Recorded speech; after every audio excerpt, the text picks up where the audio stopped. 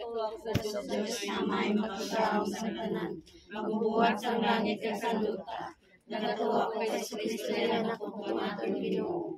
Ipanangkon sa lalang sa Espiritu Santo. Ginanak sa Maria Virgin. Ginsakit sa suko ni Poncio Pilato. Ginlansang sa krus na matay at ginubong. Nanaog sa mga minatay. Sa ikatlong na panahon siya nagalin sa mga minatay. Pumayag sa mga langit na nalingkod sa Diyos na may makakagawa sa tanan. Ikan dito magkakay kasiyaliwan sa paghukom sa mga bulig at sa mga minatay. Nagatuwag sa Espiritu Santo. Sa Santa Iglesia Katolika.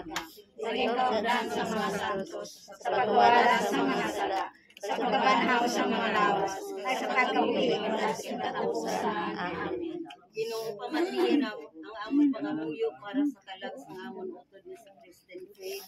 Nagandong siya gihapon sa pagtuman sa imong kabubuton sa nagakabuhi na siya diri sa dita. Ganito sa iyong gugma pagkaluoy, patawara siya sa tanan ng masala nga iyan ng imo. Tungod siya pagtungod Kristohanon, nagiusa siya sa tanan nga tumuluod diri sa duta.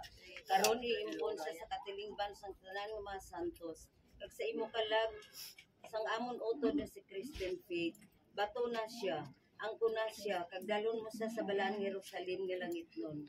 O kalag ni Christian faith, maghalin ka na sa sining kinabuhi. Magbalik ka na sa sabak sang imo amay sa langit, nga mo naghimo sa imo sayab og sang duta. Manghili sa langit, kari ka mo sa pagsugat ng kalag ni Christian faith, kari ka mo nagapanong-panong, agad nga impirnuhanon nga kaaway, kalagyo pagkakita niya nga ginalibutan si Christian faith sang kapawa. Ginapangayo namon ini sa imo, paagi kay Kristo nga amon Ginoo.